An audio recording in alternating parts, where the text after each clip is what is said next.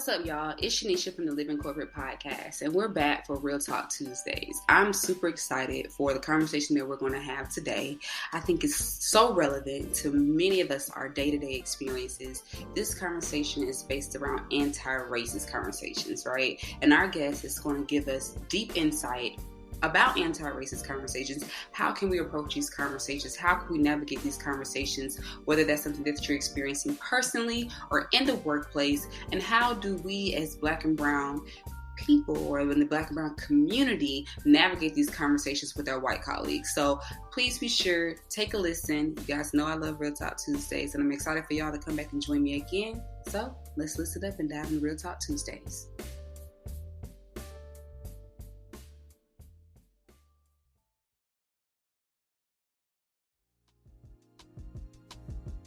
All right, so what's up, y'all? It's Shanisha from Living Corporate.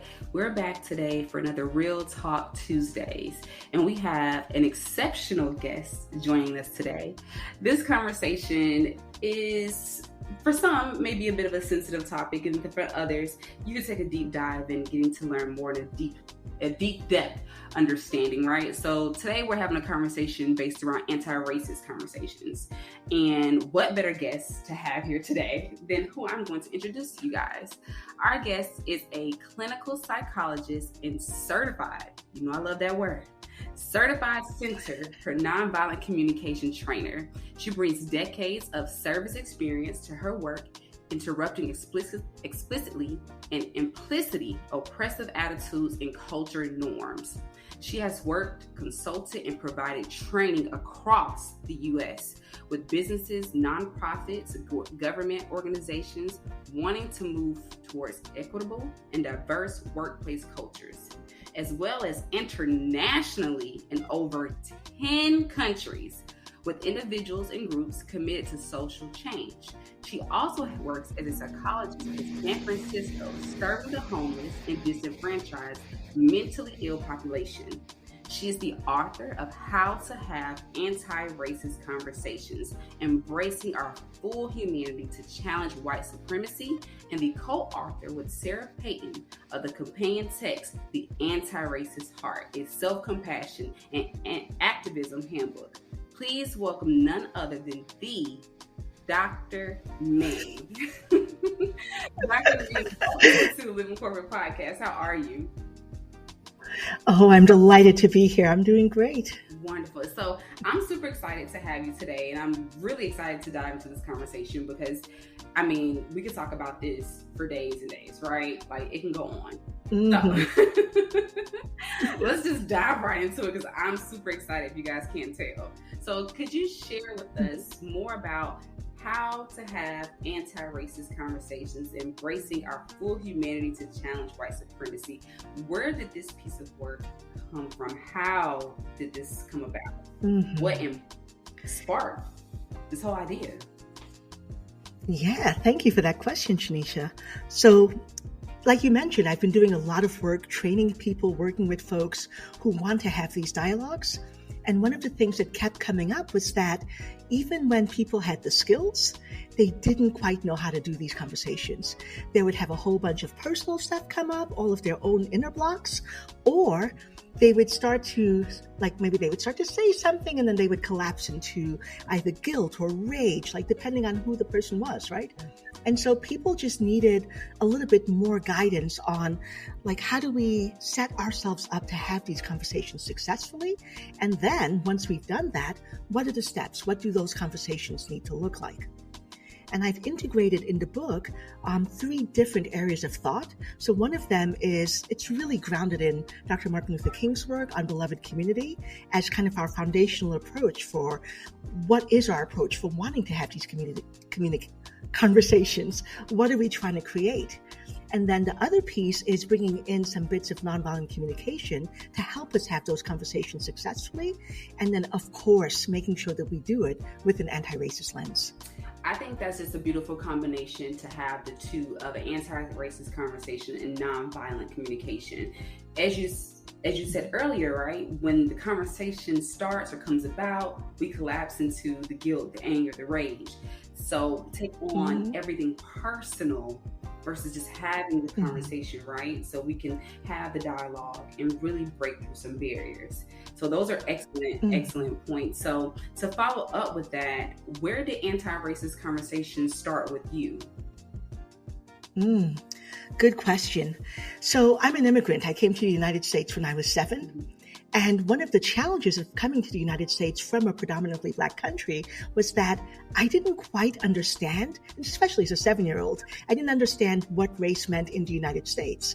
So unfortunately, I ended up internalizing a lot of those negative attitudes that was directed against people like me. And part of my journey has been first learning how to free myself from those beliefs, to recognize when they had gotten a hold of me, and then to start to help other people learn, like, hey, you know what? We need to be able to face the fact that we've all internalized white supremacy culture and beliefs because we grew up in this country, and we can change. We're not like locked into this belief system. And so helping people learn how to explore themselves and to have these conversations with other people to create change. So for me, it started with I was being impacted by all of these beliefs, didn't even recognize them, and was still in some ways putting them out there unconsciously. Well, that's deep.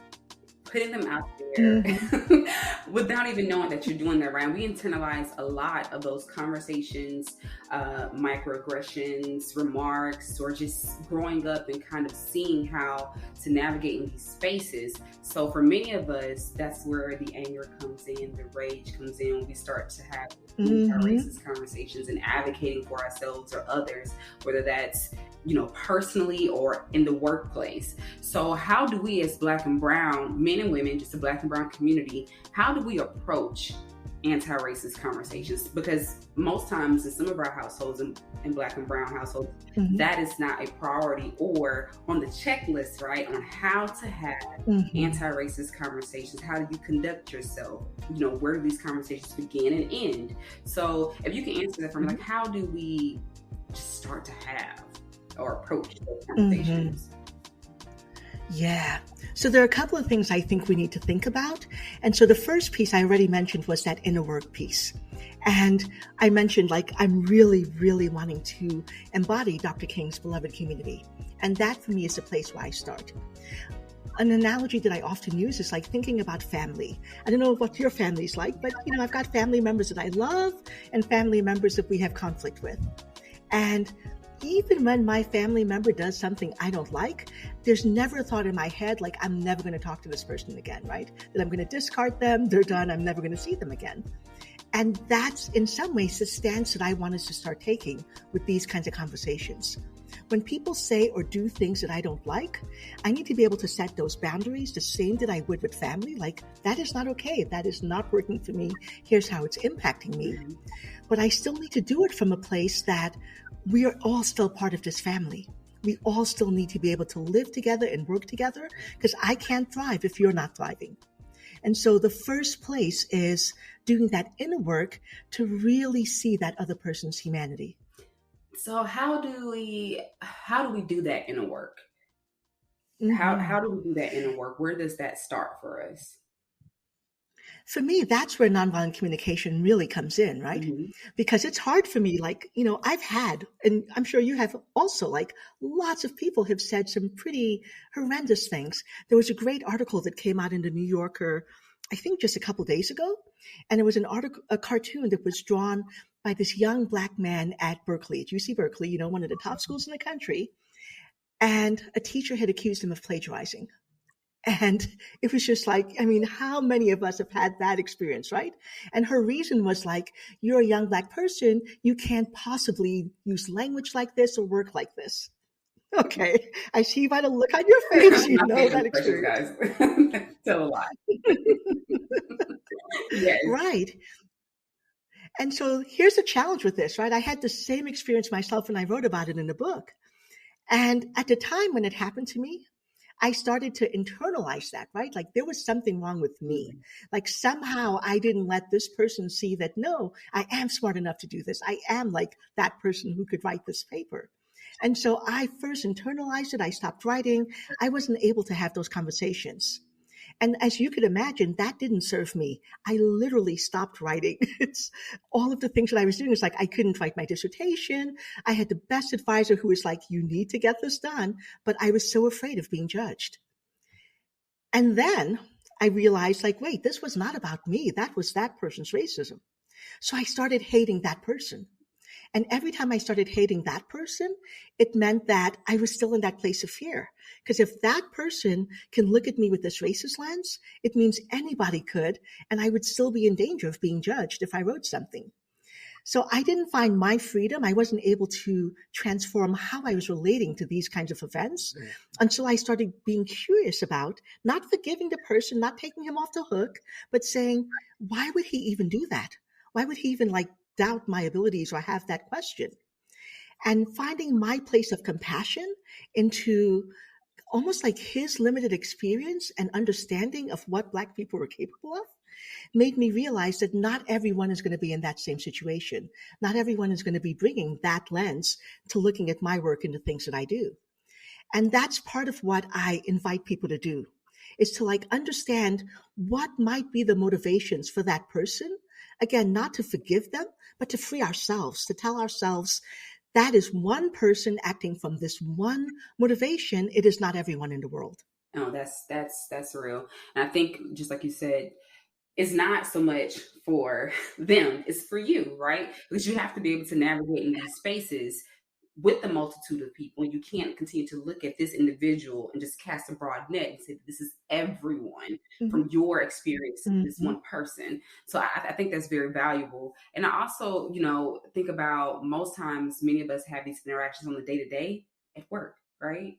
And to be able to Mm-hmm. experience these different individuals and their perspective and their lens that they may see us through, how can organizations really embrace these type of conversations? We know that when George Floyd happened, many organizations Mm-hmm. begin to say, hey, we're going to really put forth a major goal and pillar for equity, right? Or we're Mm-hmm. going to really embrace equity. And we're going to really be all about Mm-hmm. inclusivity. And that may have went on for maybe a year where it's like super hot, then it died down a bit. Mm-hmm. Now it's quiet for many, right? So it's like how Yeah. do organizations really embrace these conversations, like real conversations? And that may not Mm-hmm. even be real, right? To say like we're gonna have a real conversation about anti-racism and Mm-hmm. nonviolent communication. But if you could share a little bit light of like how can organizations incorporate Mm-hmm. these type of Mm-hmm. conversations? Yeah, I think you actually put your finger on it when you said, something happened and all these organizations were like, oh, let's have these conversations. Let's talk about this piece. And then a year later, it's done. And it's the way that organizations need to start is recognizing that this is not a response to like a one-time thing that happens, but this needs to be part of our practice all the time. The groundwork needs to be there. It needs to be laid so that when these things happen, we already have a place for these conversations to start.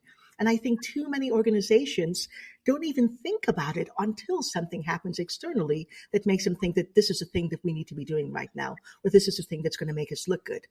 So my first tip is, start asking right now, what is it that our people need? What is it that everyone in the global majority in our organization needs in order to thrive? What are the conversations they need for us to be having in order for us to thrive? So have your plan. But then on top of that, it's recognizing that we need to have different conversations. Like, I cannot tell you how many times I've been called into an organization because they want me to do a training. And all the time, people from the global majority are like, I don't want to do this.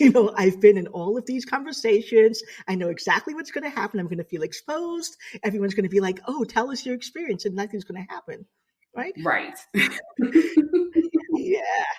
And so I often like, whenever I do a training, one of the things I always do is I say, if you're from the global majority and you would like to be in groups only with other people from the global majority, we will set that up. You will never have to be in a conversation with other white folks if you don't want to be, because that's a level of exposure and kind of like white gaze that you might not feel comfortable with, that you might not feel safe with. And that's one of the things. It's like thinking about the structure of how we have these conversations. create spaces for white people to do the work that they need to do in order to make our spaces inclusive and welcoming, and for global majority folks to be able to have the conversations and figure out what they're needing, so that those spaces need to be separate sometimes and then have people come together. So there are a lot of times when I see all of these whole group sessions that don't create the spaces for people to both be authentic and don't realize how much risk we're asking for the global majority folks in these conversations, that I think organizations can do a little bit better with. I definitely think so too, and I'm not sure exactly where within those organizations we can say that that starts, right? So most times when we Mm-hmm. have these type of inclusivity meetings or trainings, quote unquote, it is Mm-hmm. very awkward for the majority, right? When we think Mm-hmm. about the minorities that are there, and it's like, okay, now I have to share my experience about what this individual may have said in response about my hair, my name, microaggressions, and we're Mm-hmm. sharing these stories, and it's that small moment where there could be a little bit of compassion or empathy for your situation. It's like, no, I'm not sharing this experience with you for you to feel sad or sorry for me. I'm sharing this experience to make you aware. And there's that small Mm-hmm. moment of awakening, right? So once we're done with the training, everything is back to normal. And then those are like really tough conversations to have amongst everyone, Mm-hmm. and the work is not necessarily being done. We have that short period of dialogue, but then after that, it all again falls apart Mm-hmm. until there's a moment where we have to react or respond to something that may be happening within the media or something extreme that Mm-hmm. has happened internally. So I think that's a Mm. big Can I build on that? yes. Yeah, I want to piggyback on that because there's something around like people not even having the skills to have these conversations, right? So if I'm in a group and I'm telling you about a microaggression that happened and you've never done your own work, then you're listening to me, and chances are what I'm going to get back is either your sadness about my experience, which is going to land as pity, or I'm going to get back your defensiveness. Like, how did you know that happened? How did you know that's what they meant, right? Mhm. And so I almost want, before people even start to have these conversations, that we've done some basic training on, first, are you even aware of the experiences of many different people in this organization, so that you're not coming in with this questioning, defensive stance? And then, do you know what to do with your own activation when it comes up, and take responsibility for that, rather than pushing it out at me so that I'm now responsible for helping you feel safe and better? Oh, now that's Right. a good point, especially. So let me build upon that piece. Now Mm-hmm. I am to empathize and sympathize and comfort you for my experience. Now I'm to Mm-hmm. educate you on my experience and help you feel better. And I think that's where it all usually just goes left, right? It just goes left from that point where you said where there may be a time of training where we need to do the work separately. I think that definitely needs to Yeah. happen, because from that point we're all together. Now when we leave, I'm educating you. You may be Mm-hmm. receiving messages. People want to contact you about what your experience was, and you know, make them feel better. It's like, okay, again, I was sharing this for your education. How can we fix this? Mm-hmm. But I Mm-hmm. think another important piece you touched on was the training part, right? And not having the Mm-hmm. skills. Nonviolent communication. How does Mm-hmm. it come into play when having anti-racist conversations with our white colleagues? Mm-hmm. So there are a couple of things nonviolent communication really helps me, and when I train folks in having these conversations. First, I want to be super clear when I'm going into that conversation what my needs are. A lot of times, like, I might be activated and it's just like I jump into that conversation, but I don't actually know what I'm wanting back. I don't know, like, am I going into this conversation because I'm wanting to be known, like I'm raising awareness about my experience? Am I going into this conversation because I'm wanting some understanding about where you were coming from? So maybe I can dismantle like whatever now judgments I'm holding of you, right? Am I going into this conversation because I'm hoping for some concrete action about what we're going to do next so this doesn't happen to me or someone else like me in the future? Mhm. So being really clear, like nonviolent communication is partly a practice of understanding what are my needs? What is it that I'm wanting in this moment? And then also, it lets me be curious about what that other person's needs are. So when that person is having their own reaction, I'm no longer taking it like this is about me. I'm like, okay, whatever's going on for them right now is really about their needs. and what's coming up for them. And I can be curious about their needs. And I can also choose to say, you know what, right in this moment, and here's an example. I'm trying to tell you about my experience, and you keep asking me to explain and explain and explain. In that moment, you're meeting your needs for education. That's not where I was coming from. I just wanted to share this and make a specific request about what you can do differently. And so in that moment, I might say, look, I feel like I've already said as much as I want to say in this moment. And at this moment, I am now supporting your quest for information rather than where I came into this conversation, which was to come up with a plan on what we can do differently. So why don't we take a break? You can find a different colleague who can help you understand more about the pieces you're not clear about, because I feel exhausted in having this conversation. And once you have that understanding, let's come back together so that we're both aligned with this need for coming up with a concrete plan, and then we can have that conversation. So it helps me like kind of hold that really clear sense of what is it that I'm going for and how do I navigate what's happening in this moment. I think that's those are very, very good points. One, how to navigate in this moment.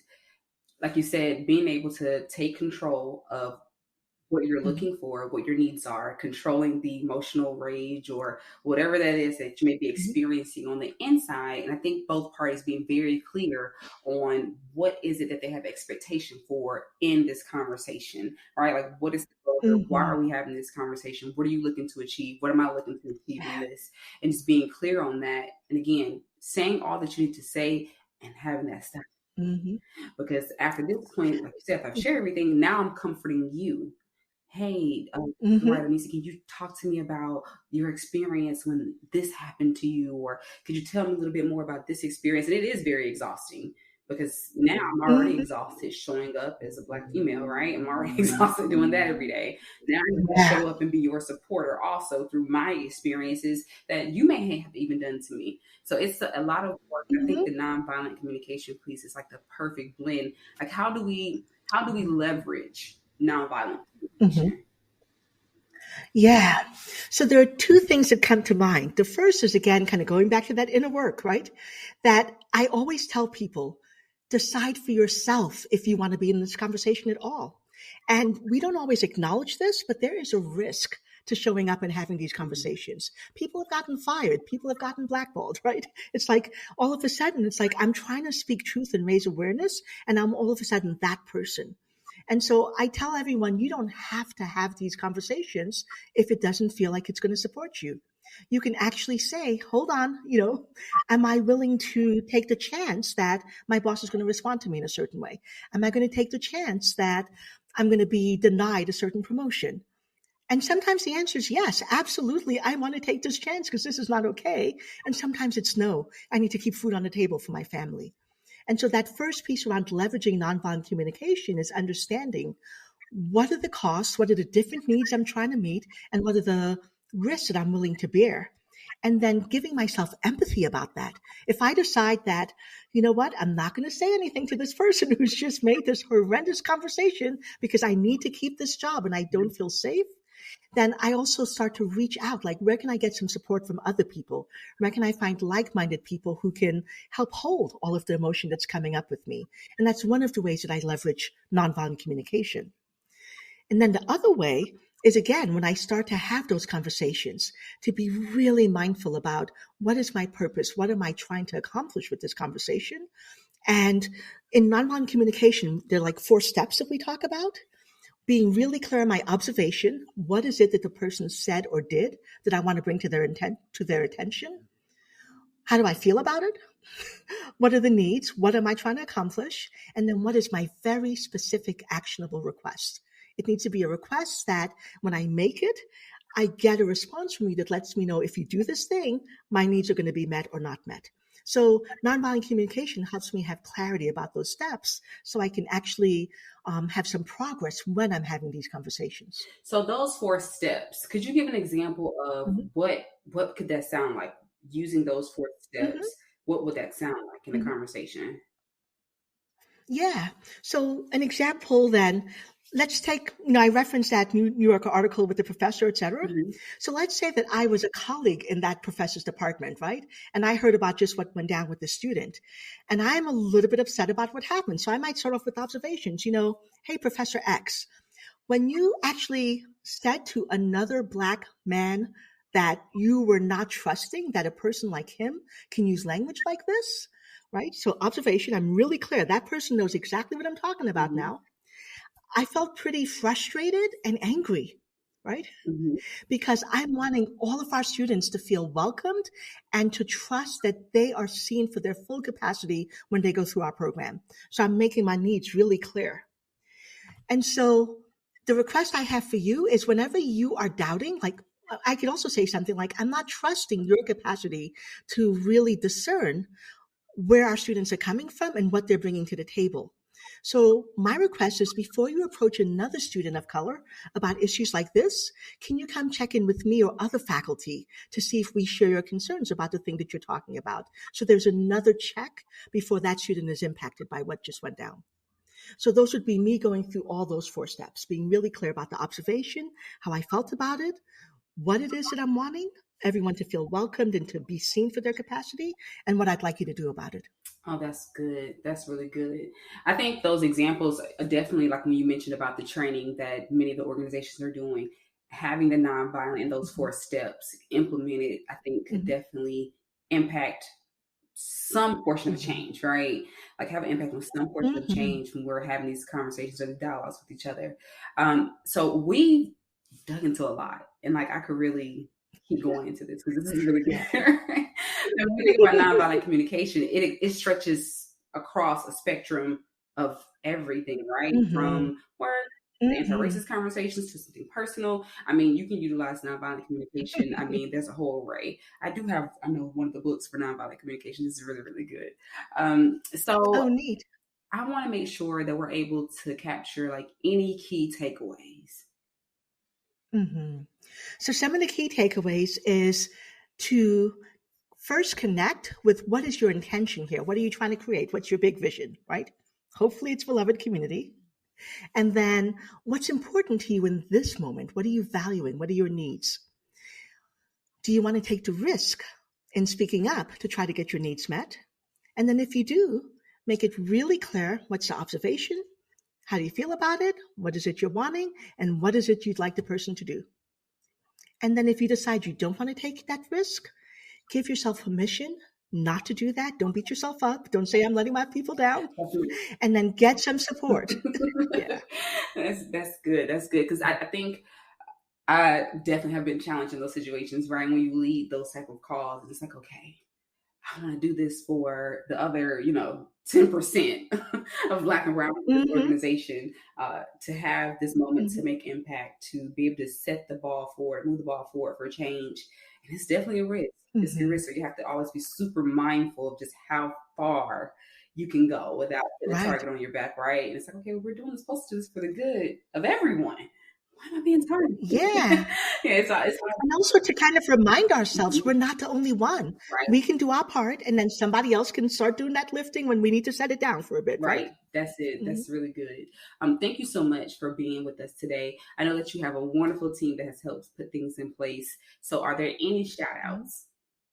Anyone? Yeah. Absolutely. Well, I've got to say, my co-author, Sarah Payton, who is part of like what made me decide to write this book. As I mentioned already, I had my own challenges about writing, and she's like, write this book. And to all the people all over the years who've done that. And then I've got to shout out to 3 more people. Ranjana Aryaratnam, David Johnson, and Ale Delgado, who have been holding my hands, like all of that insecurity that we have around showing up, putting ourselves out there. They have been like reading multiple drafts, making sure this book gets out there, lots of feedback. And then I also want to remind folks, like you can learn more about the books and about me if you go to the website antiracistconversations.com. Wonderful. So, make sure you go to their website to learn more about Dr. Manning. Make sure that you purchase How to Have Anti Racist Conversations, Embracing Our full humanity to challenge white supremacy, and also to check out the co-authored book that she has with Sarah Payton for the Antiracist Heart, a self-compassion and activism handbook. Dr. Manning, it's been a pleasure to have you today, and that's our show. So guys, please thank you so much. And join, follow her on her website, take a look at her website, social media platforms. Thank you again for joining us today on the Living Corporate Podcast. Be sure again, like I said, to follow Dr. Manning, check her out on her website, and make sure to follow us on Instagram at Living Corp, our Twitter at LivingCorp_pod, and subscribe to our newsletter through the Living Corporate website. If you have questions you'd like us to answer and read on the show, which I would love to, make sure you email us at the livingcorporatepodcast@gmail.com. This has been Shanisha, and you have been listening to Dr. Manning, Anti-Racist Conversations. Make sure you utilize those nonviolent communication skills. Peace.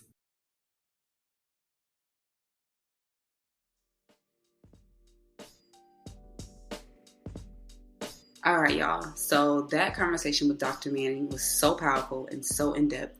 I hope that you guys were able to take something from the conversation, again, on how to approach your colleagues about these conversations, how not to exhaust yourself in these conversations, and how to forgive yourself if this conversation, it just may not be a conversation you want to engage in, right? But then also to make sure that you're utilizing those 4 skills of nonviolent communication. Please be sure to visit Dr. Manning at her website, purchase the books. Let's make sure that we're being able to navigate these conversations, knowing when and how to, right? So again, this has been Shanisha for Real Talk Tuesdays. Peace.